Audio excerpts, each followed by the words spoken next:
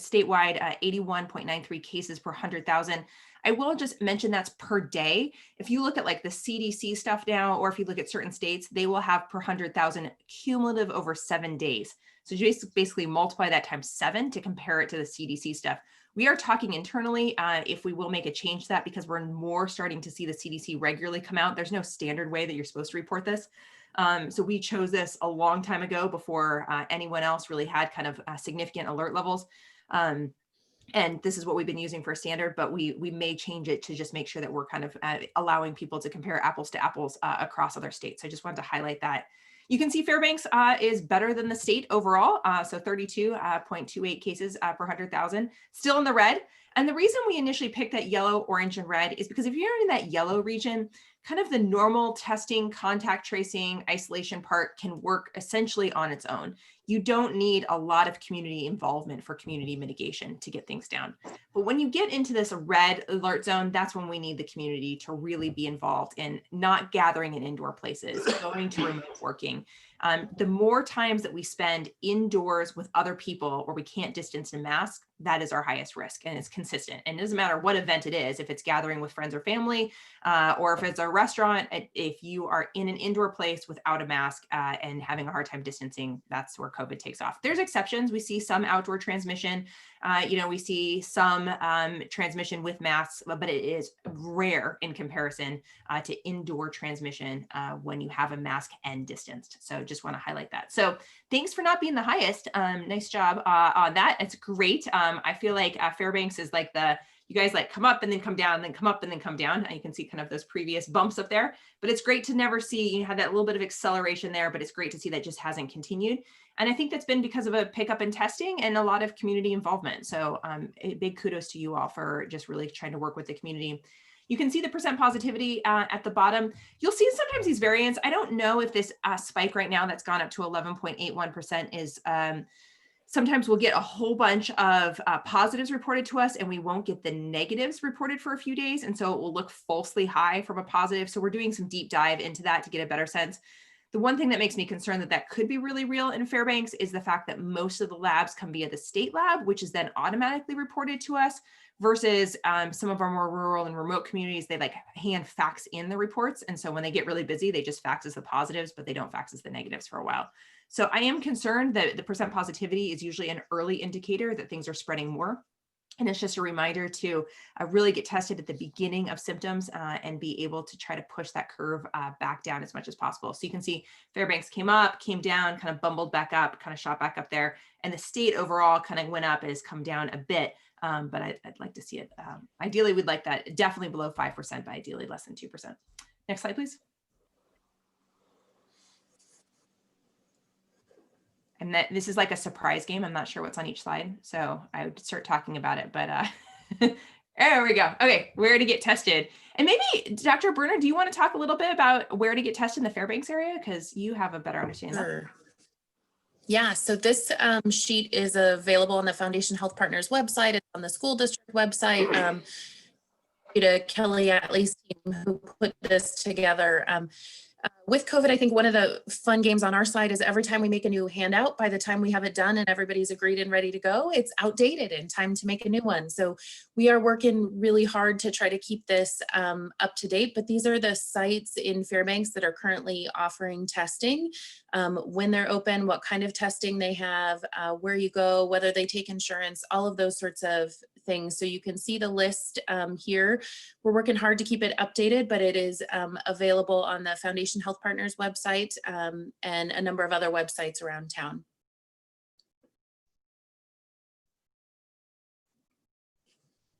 We have seen some longer turnaround times and as people are getting more testing. So we're really trying to work with that. Looking at what ways we can support, hospitals and clinics with things like antigen testing for symptomatic people, what ways we can speed up some of the state lab turnaround. A lot of it's been data entry. So if you have friends or family who are committed individuals who love data entry, we've been hiring for some time and we would love the help. So just putting that out there. There's lots of jobs on the state website to help us with data entry so we can improve the turnaround time on these things. This slide I like because I think COVID, one of the challenging things about it is it's hard sometimes conceptually to think about how this disease spreads. It's pretty easy if I'm not feeling well to think about that I shouldn't be around others. But unfortunately, like if you look at that graph on the right, you are most contagious with COVID right before you get symptoms, couple days before you get symptoms, and then right as those symptoms begin in the first couple days. If you've been sick for a week, your PCR test might be negative and you're much less likely to be significantly contagious. And after 10 days in a normal healthy person, you're really not thought to be contagious anymore, particularly if your fever's gone away and you're otherwise improving. That's when we end isolation. And that's really challenging. It means that, I feel totally fine this morning, but I could have COVID. And if I was in a room with others, I could be spreading it. And that's conceptually, I think, or hard to get our minds around. I feel fine. Why would this be the case? I also get the question all the time of like, well, my test was positive. I'm sure it was a false negative because I feel fine. We know that probably about 40% of people have almost no symptoms, are completely asymptomatic or very mildly symptomatic. And so both of those things can be true. You can be highly contagious to other people and feel totally fine. It's fantastic that this disease doesn't cause symptoms in a lot of people. It's fantastic that this disease doesn't have a mortality rate of 35% like SARS. It has, MERS, or SARS with a 10% fatality rate. It has a fatality rate maybe somewhere more like 1%, or maybe even a little bit less. However, that is enough in our state to cause a lot of deaths and to cause a lot of hospitalizations and to overwhelm the healthcare capacity and then start to cause other people to get sick. So that's just this like duality of this that's really hard to balance sometimes. And then on this other picture, this is what we're seeing a lot in our contact tracing is it's not someone, a really clear event where they hung out one place. They'll say, I just hung out with my close group of friends who are in my bubble, but then that close group of friends' spouse hung out with another group of friends or worked in a place and took their mask off in a break room and had lunch and then it's shared in the break room. And so again, if one person kind of gets it, that's that asymptomatic spread, it can kind of go bubble to bubble. It's we see a lot of bubble cheating these days, where people think they have one bubble what's in the room and then they are moving to another bubble, and then COVID just kind of secretly spreads between all these bubbles until kind of the closest people that you are connected with can get it. I think it's also important to remember that there's mitigation steps. So we see families who don't get COVID even though they had someone in their household get COVID. And that's because oftentimes they distance, they mask, they hand wash. So if you are wearing a mask and you have a separate bathroom, separate bedroom, if someone has COVID in your family, you can decrease the transmission in your household by 79%. These tools are tools for you to keep your families healthy and safe, to keep businesses open, to keep schools open. That's what they are. They're not, they're just resources for you all to try to keep everything moving forward as easily as possible. Next slide, please.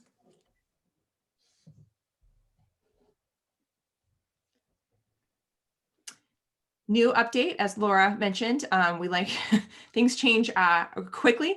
And I think sometimes people get really frustrated by that. They say, like you said this a month ago, why is it changed now?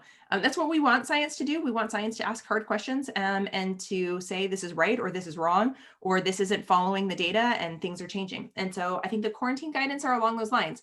Nothing's really changed about the virus. It still takes about 14 days for the virus to show up. It can take anywhere in that time frame. But if you look in that time frame, most people become symptomatic somewhere between days 5 and 10. And so there's a small percentage of people who become symptomatic near the end of that quarantine period between days 10 and 14. We also don't see people staying in quarantine for 14 days. It's a really long time to have people in quarantine. And then we have tests that can help. And so the tests can help identify COVID before people have symptoms, because like I said, you're contagious before you have symptoms and you can be spreading it. And because of this, the CDC looked at a whole bunch of data, some stuff that was happening in Vermont, as well as the European Union. And this week, they made some changes to the quarantine guidance. So it used to be quarantine 14. We had all these rhymes and stuff for it. Now it's changed. So quarantine, if you've been exposed to someone who has COVID, you've been considered a close contact, instead of 14 days, you only need to quarantine for 10 days. So it's been changed to 10, which is actually the same period as isolation. So they're both 10. You still need to watch your symptoms for 14 days because there's still a chance that you might be on that scraggling end that might get symptoms at the end. And if you have a test, that can be shortened even shorter down to 7 days. And that test needs to be taken 48 hours before that 7 days, anywhere within that period. So say you are a close contact and you are super anxious to get back to work or to whatever else, and you need to know, getting tested day 5 or day 6. And then if that test is negative by day 7, then you're out of quarantine at day 7. You still need to watch your symptoms until day 14, still need to wear a mask through that 14 days. So just realizing that there's still a trail end of people that could have it there. Say you have really long turnaround time and it gets to day 10 and your test is not back, you are good to go at day 10 if you still aren't having symptoms. So that's a question we're getting, particularly with the longer turnaround time. But wanted to highlight these changes to the quarantine guidance. It's going to take us, to be truthful, probably 2 weeks to get all of our contact tracers retrained, all of our documents on our website, all of the testing sheets updated. We're working as fast and hard as we can, but it's probably going to be bumpy here for about 2 weeks while we're trying to do that as quickly as possible. So if you get diagnosed as a close contact and someone tells you differently, this just came out this week. So want to make sure you have the latest and greatest, but also be realistic with our team. Next slide, please. So what do you do if you test positive? You stay away from others. That's the biggest thing. So if you're symptomatic and you're getting tested, you need to not be around other people because you could be shedding it, particularly in that early window. As I mentioned, the isolation period, again, isolation is for illness. Quarantine is for if you've been exposed. Quarantine question, you're questioning if you've got COVID because you had an exposure. And so usually the isolation period is about 10 days. It can be longer for someone who is immunocompromised, but in general, it's about 10 days from the onset of symptoms. It's why it's really important that if you are feeling ill and you get tested, you're not around others during that time where you're waiting for your test to come back, because that is your most infectious window. So if you have a little bit of a stuffy nose and you go get tested, please don't go hang out with other people. That we continue to see that be a major source of spread. And then they isolate later in their disease when it's actually less contagious at that point. So it's usually about 10 days. Again, most people do really well. We're not here to create fear or panic or anything else like that. But some people don't do well, and some people need hospitalization, and some people get quite ill. We've had kids who've been hospitalized. We've had people in their 20s and 30s die. We continue to see those over 65 and with underlying health conditions to be more adversely affected. Doesn't mean they all are. Sometimes people will say, I had an 80-year-old who lived. Absolutely. It's not 100% fatal if you're over 65. It's more about 10% fatal. And so we do see a lot of older people who do well. But it's really hard to predict. And we do see people who have long-term symptoms weeks to months afterwards as well. And we're still learning a ton about this disease. We know it can cause extra clots. So we see people who have heart attacks or blood clots in their lungs afterwards. We see people with neurologic changes, confusion, fatigue, loss of taste and sense of smell. We see people with heart problems, even young athletes with heart problems afterwards. And again, we're seeing kiddos who are being affected now. Most kids do fantastic, but some kids can have a bad kind of autoimmune response where the body kind of overreacts, and it can be it can be deadly. We have fortunately not had any kids in the state of Alaska die, but we've had a few get very, very sick in the hospital. Next, I also say one other thing, but you can switch to the next slide in the meantime, is that please notify your close contacts. So anyone that you have been in contact with 2 days prior to becoming symptomatic, and that's any interaction that was a cumulative of 15 minutes within a 24-hour period within 6 feet, mask or no mask, is considered a close contact. And if you let them know, they have the power to stop the spread overall. So here's hospital capacity. I'll just start by talking about the general trend and the dashboard, and then I'll turn it over to Dr. Bruner to talk more about what she's seeing in the hospital. Again, you can select on our dashboard interior versus statewide region, and you can look at the percent of people in the hospital who are there because of COVID, currently suspected because of COVID, the number of patients. And so this was yesterday, we had 142 people hospitalized because of COVID.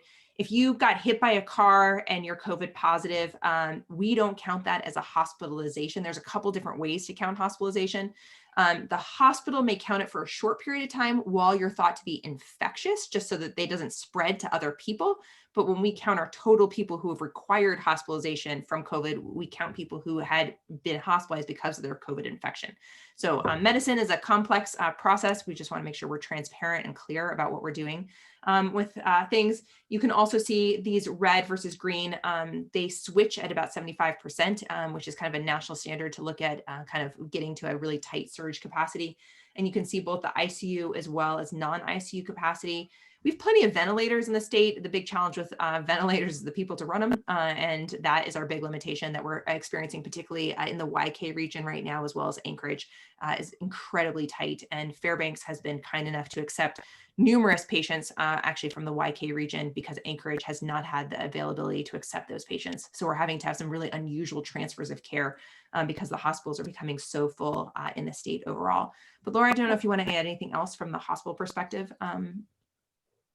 Yeah, sure. I would just echo that. So I would say all of sort of in the, almost 15 years point that I've been doing this, we haven't seen transfers from places like Bethel to Fairbanks. It's just not the typical transfer pattern. They're usually going to Anchorage, and we are experiencing kind of similar things. So as you can see by this dashboard, our ICU was not full last night. Doesn't mean it won't be full by this morning. And we're constantly shifting and moving. And the biggest things that we're noticing are staffing. So our staff live in our community, and when our community prevalence is high, our staff are exposed to COVID or may get COVID, and that is mostly from the community, not necessarily from work, but then they're out of work for 10 days or 14 days. And so having the staff to staff the emergency department and the ICU and the women's center and those things is a constant sort of shuffle in ways that it hasn't been before.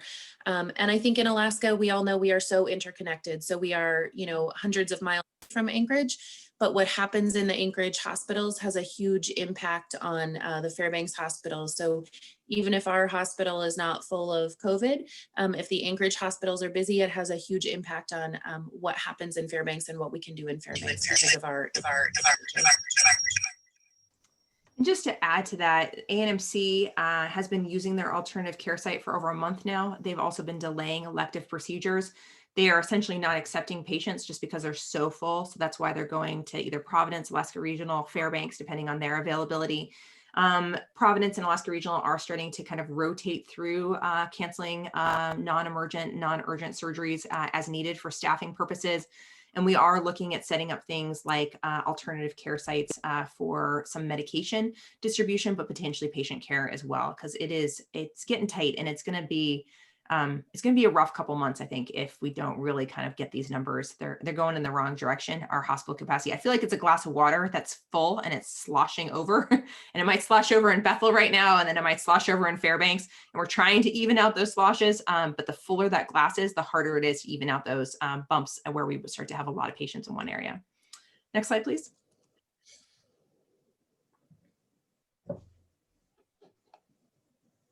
Okay, back to hope. Lots of people, lots of cases. Circle back to hope. Again, there's been many things that have been challenging about responding in this position to the pandemic, but the two things that I have been most grateful for in this spot is, one, getting to work with communities like yourselves and to see the incredible creativity and resiliency of Alaskans. Plus, I get to see in all of your homes and here I've seen so many cats and dogs and random moose antlers throughout this entire process. But then the other one is the science. The science has been tremendous. To watch the scientific community come together to find solutions to problems and to be able to be on the front line of that has just been one of the greatest honors of my life. The science behind this is fantastic. There's been no steps skipped. So it's been a whole series of the normal vaccine process. It's built on previous vaccine technology and data, and a lot of great minds have put a lot of effort and time coming together.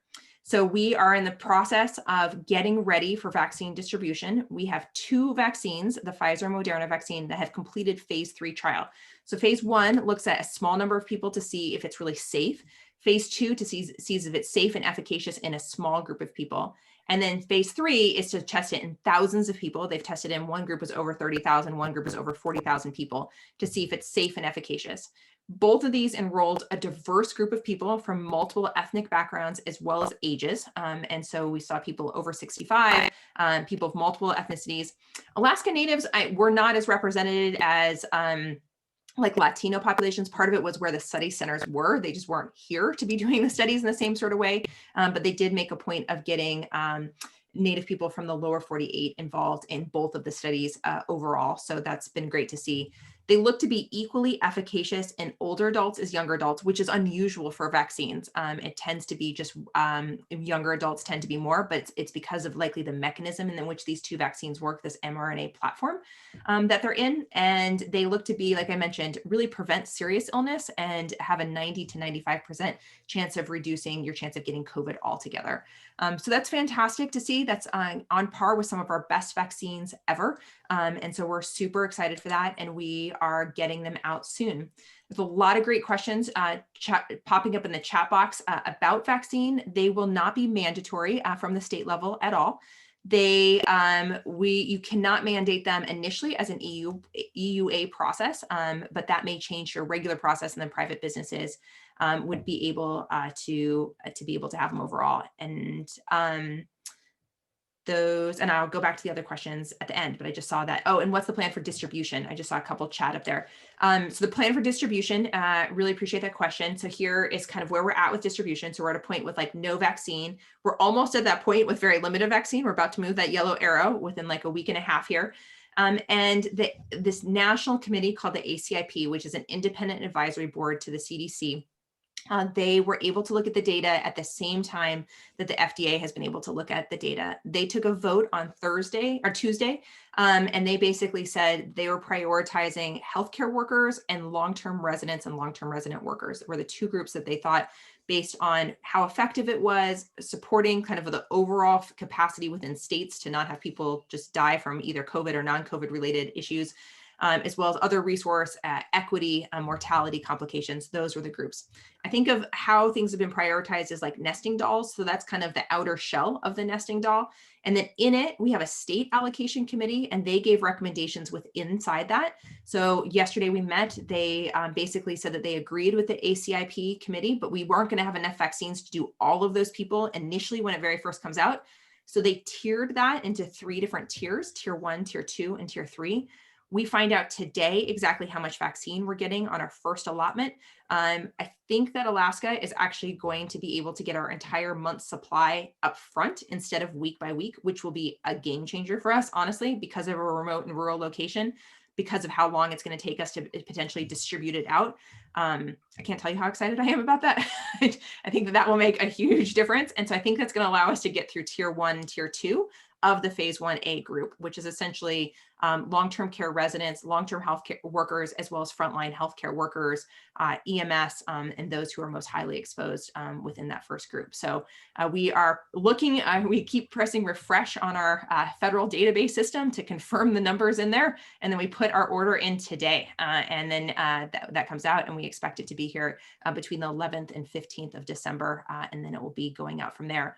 We as an allocation committee then meet every single week to be looking at how allocation is going, and then continue to work through the priority groups. Other groups that will likely be coming up soon after that will be other healthcare workers, also other critical infrastructure workers. And that includes things like teachers, grocery store workers, law enforcement, or other high-risk groups who are interacting with the public, but also critical infrastructure. So those are probably going to be early winter. So January, February-ish time, I hope that we're starting to work our way through those processes.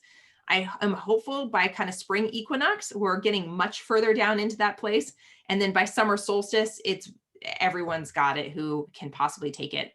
I would say there's a couple limitations. It was not tested in pregnant women, so they are not a part of the initial group, and it was not tested in children. And so that's a big part of the group that it won't be initially allocated for. One of the studies does go down to age 12, and they're finishing that data now. So that will be interesting to see the adolescent group, the 12 to 18. And then we're hopeful that they expand their trials down into adolescents, so we have a better understanding. But because they weren't studied in those groups, those will not be groups that will be prioritized initially, which is very different than like influenza and other vaccines. So I just want to highlight that right off the bat, that those two groups will be different. We have a COVID vaccine website. Take a look at it. Please ask questions. We're here to support you all. We're doing regional echoes around the state on vaccine and vaccine distribution. We have an echo every Thursday, and you're welcome to tune in and listen to all of it. We did one for healthcare providers it's every Thursday. We did Tuesday. It's been a long week with Dr. Butler, and we had over 1,200 healthcare workers tune into that this Tuesday. So that was great. Remember that over 71% of us are at high risk for COVID. So 67% of Alaskans have one or more underlying health conditions. And if you add on top of that, people over 65 with no underlying health conditions, you get up to 71%. So that's a lot of us. That's a lot of us who are at higher risk for complications for COVID. Next slide, please.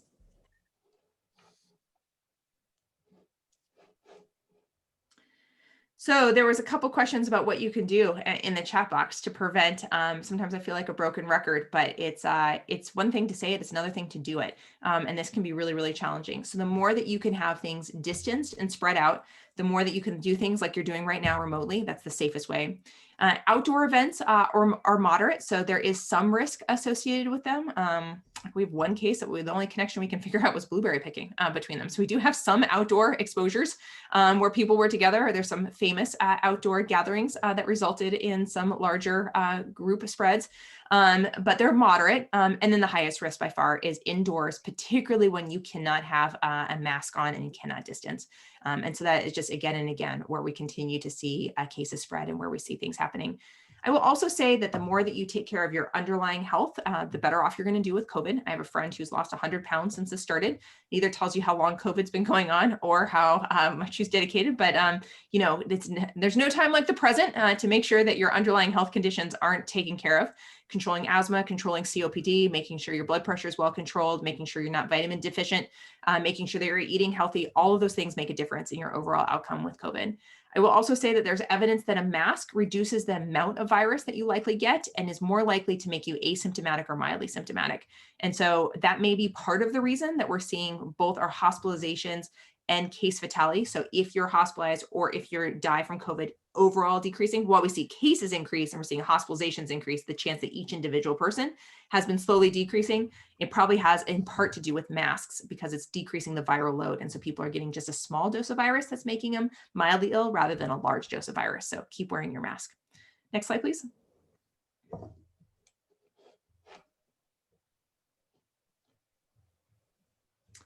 So it gets back to the basics.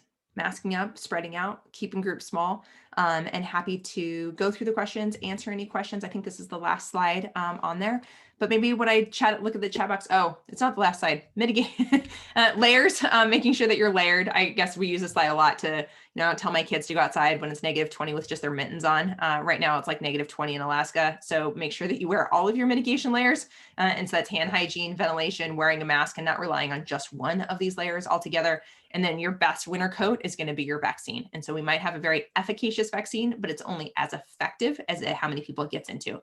And so it's really important that those who are able to get it, get it. And then it's really important that you take care of yourself this winter. We have a winter resiliency campaign and self-care, mental and physical health. This has been challenging times. And so making sure that you're staying connected, getting outside, eating healthy, and seeking support is just really important this winter. So with that, maybe I'll turn it back over to Dr. Bruner and we can, if she's got any more updates, and we can go through the questions.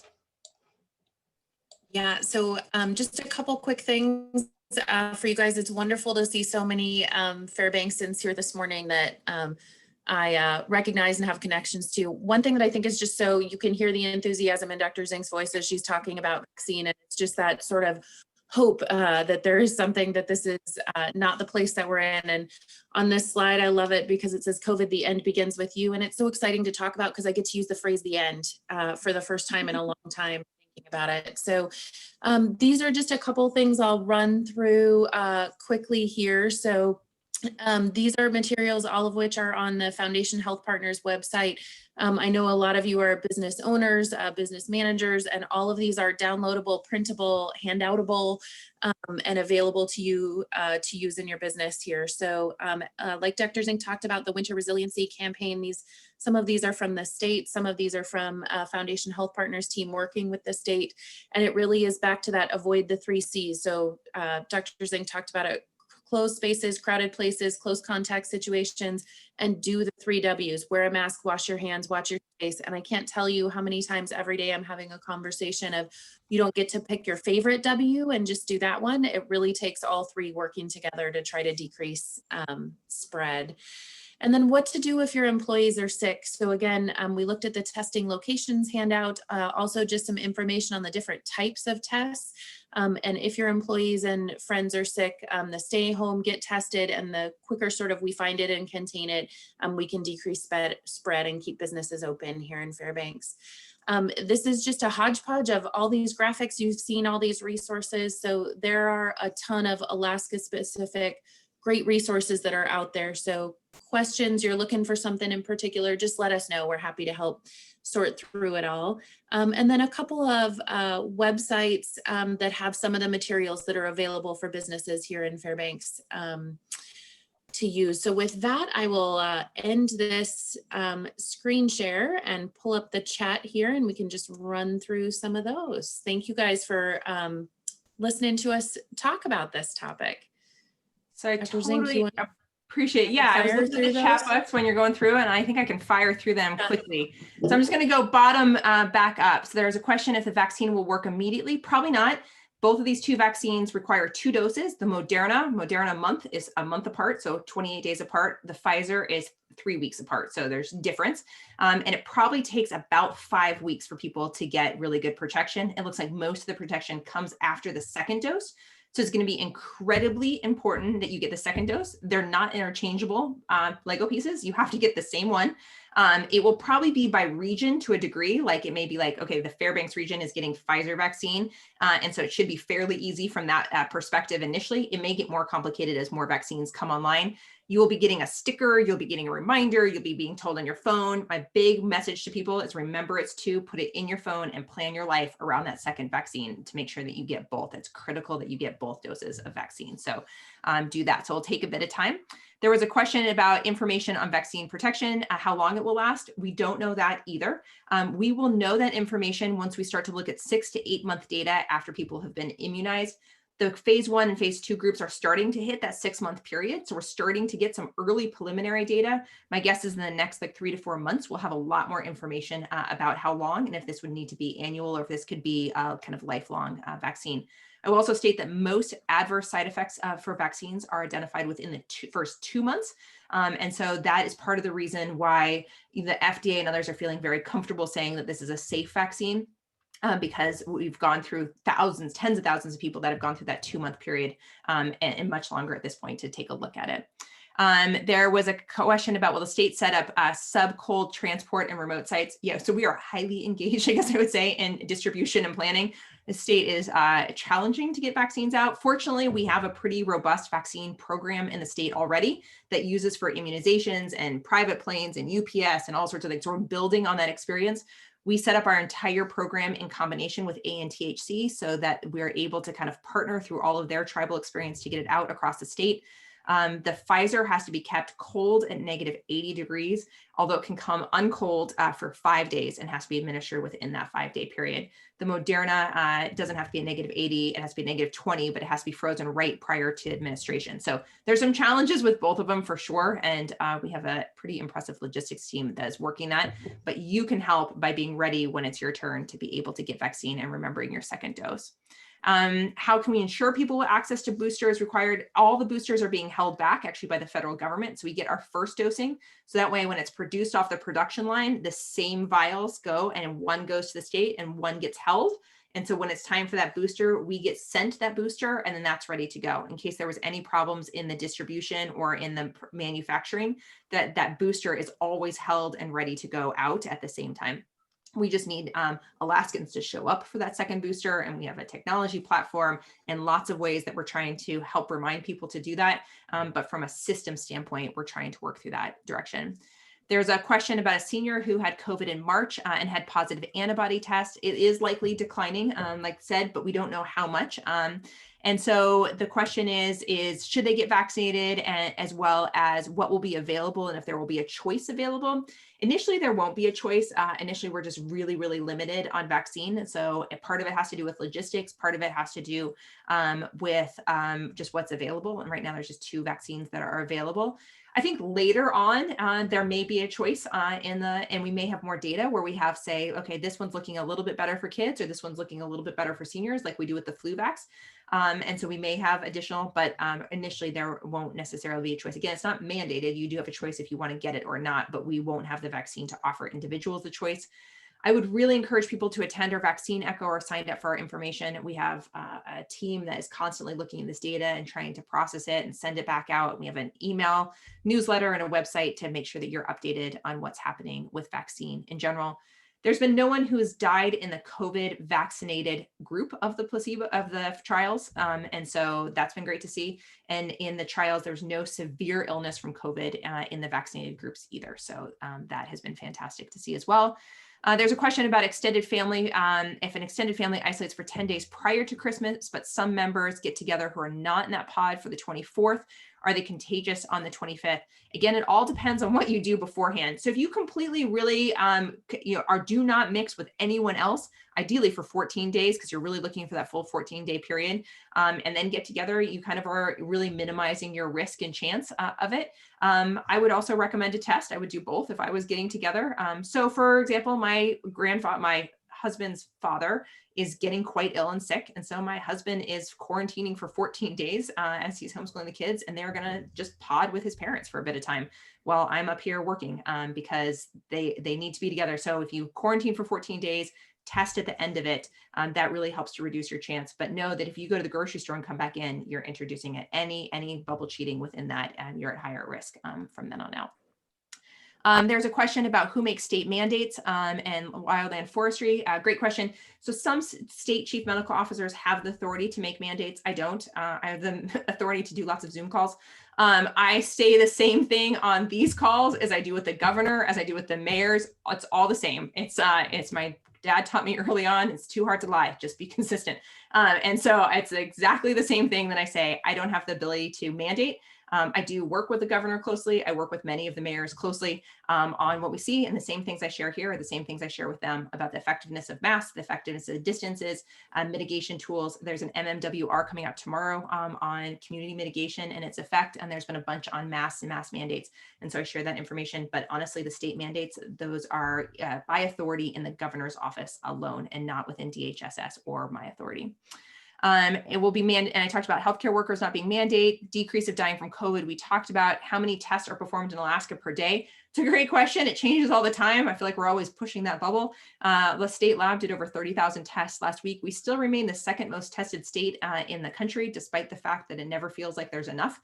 So continue to push that. And will there be a waiting list to get a vaccine? It will be a prioritized group. So in that sense, yes.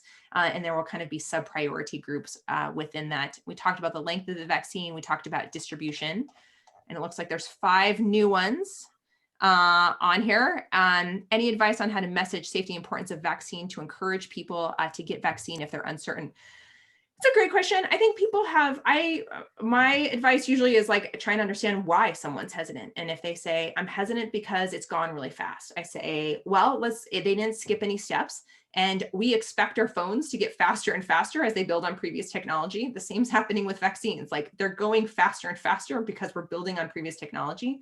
And I think, we put a man on the moon. Like we can do amazing things when we work together and we're creative and we put money and resources and human will and design behind it. And man, there is a lot of will and desire to get an efficacious vaccine out right now. So there's a lot of minds working on it. So I don't know. I kind of feel like this is like a man on the moon. This is like a huge step for science and technology. And I'm super excited to see where it's at. So that's the most common question I get. There's no microchip involved. It doesn't change your DNA. It doesn't go into your nucleus. Those are other questions I get all the time.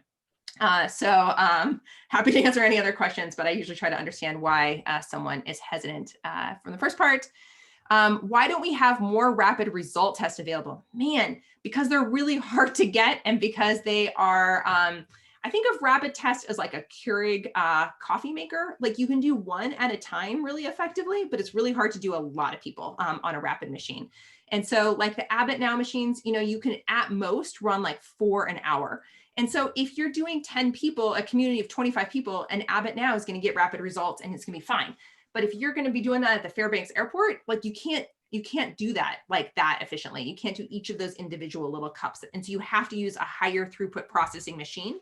And then as a result, that takes longer time. It takes a different extraction. And then honestly, the biggest challenge in our ability to get fast turnaround times is data entry, getting that data back in and getting it back out to people. Check your spam folder. I probably get 10 emails a day saying it's been too long. I haven't got my test results back. If it's been more than 3 to 5 days, we tell you that it might be too long. And I would say 95% of the emails I get, it's in their spam inbox. And that's where the email went and they just didn't check their spam. So first is check your email. It might be there. And then we're trying to really, that data entry is trying to be a part of it. And it's just been a limited resource, like the big machines. I know Fairbanks Memorial has been trying to get machines forever, and they just aren't for sale. Like everyone's fighting for these resources across the country all together. And I mean, we are in phone conversations with Admiral Jawad and HHS and the manufacturer CEOs on a regular basis advocating for Alaska. It's part of the reason I think we're the second most tested state, but it is definitely not enough. And it's been a huge challenge. So I also think of testing like skis. You can't, my cross-country skis don't work well in powder. You got to have the right test for the right situation. And so having rapid Abbott tests for everyone isn't going to be the right ski for a large population. And so layering in different types of testing for different regions and for different resources and for different situations makes sense. So like things like the antigen test for symptomatic people, things like that. Who will administer the vaccine to healthcare workers? That's a great question. That is going to very much depend on where there's three major piles that we're using to get out initial vaccine: hospitals, federally qualified health centers, and pharmacies. So there's a big pharmacy program with CVS and Walgreens, as well as independent pharmacies, to be able to administer a vaccine to long-term care facility patients, as well as staff. And so those will be the three first major groups of vaccinators. However, that will likely expand. And the hope is to use the normal vaccine distribution process. So we are encouraging providers right now to enroll to be a vaccinator. So, your provider, your grocery store, your pharmacy could all be places that you maybe get vaccinated. So we are trying to enroll all of those people now. And then there's a side question, have I recommended mandates to the governor? So what I do is I recommend exactly what I recommend to you all. I share data saying masks work. I share data saying here's states that have mandated it versus not mandated it. And I share the information to you all. I share it to municipalities. I share it to the governor, all in the same way. But again, that authority lies in the governor's office and not my office. So with that, Laura, there's a question for you. How is Fairbanks Memorial compensated for the COVID patients? Is Fairbanks holding on to financial own or need for more state and federal money to keep it sound financially?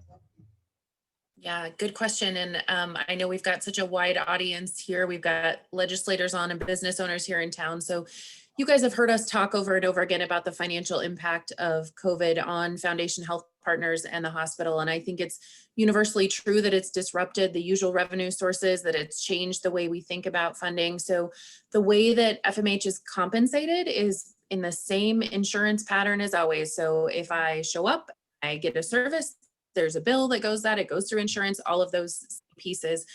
What's been missing is all compensation for all of this work, right? So this week, I don't know how many Zoom calls I have done talking about vaccines and talking about all the things that we've talked about. That is uncompensated time, that there's not extra money to pay for those things right now.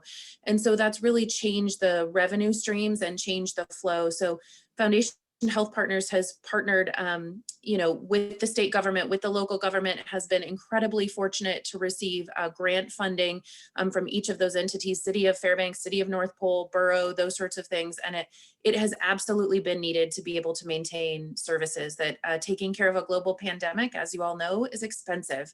And so I think we are on solid financial footing at this moment, but it is just an ever-changing pattern in how this works. But we know Fairbanks wants a hospital, Fairbanks needs a hospital, and really appreciate all the support that everybody has provided and continues to provide for the hospital. One last question, Dr. Zink, and then we'll let everybody get to work. So do you need the vaccine if you've already had COVID?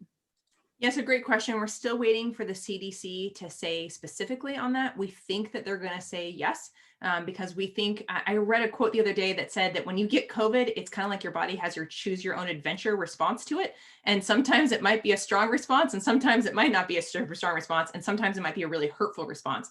Versus the COVID vaccine is a pretty targeted way to have an immune response that is likely longer lasting and not causing the same degree of kind of overreaction that your body can have to the virus as itself. So more to stay tuned. We've not heard no. We haven't heard clearly yes. We think that it's going to be yes, that you would still need a vaccine even if you had COVID. That being said, you don't want to get vaccinated while you're sick in general. And so we are asking hospitals and stuff to plan for, say, their staff that's up first get sick. We also know that between 8 to 18% of people may get a sore arm, may feel kind of chilled, even can develop a fever when they get the vaccine, particularly the second one. And so you may feel like you get kind of ill, and that is a normal immune response to your body building up that immune response. So I want Alaskans to be prepared for the fact that they might not feel great after their first, but particularly their second dosing. And that is normal, and that is healthy, and that is your body responding and building up a strong immune response. Thanks. Any other questions? Doctor, what do you think the driving force was for the speed at which this was done? What do you think was the main reason? Maybe there's more than one that allowed these vaccines to happen so quickly. Yeah, it's a great question. I think that there's a couple different things. I think it has been the scientific community working together. So it's not just been one country or one, state, it's all of us. So Britain, England just approved the Pfizer vaccine. So the same one that we're looking at is the first one. So they independently tested it and put it out. A lot of these are multinational. So there's been a whole world aspect. From a public health perspective, this is in some ways, our most concerning, or one of our most concerning infectious disease sorts of viruses.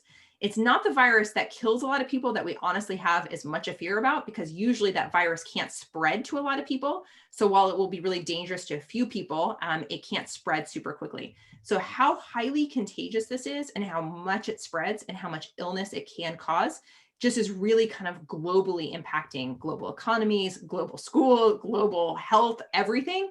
And so every economy, every school, every business, every government is concerned about this and trying to find a response in general. And so they've also poured tons of money in. So that has also helped to put a lot of effort in. The US government spent a lot of money to do what's called at-risk development. They basically looked at a whole bunch of different vaccines and said, we think that these are going to be our best bets.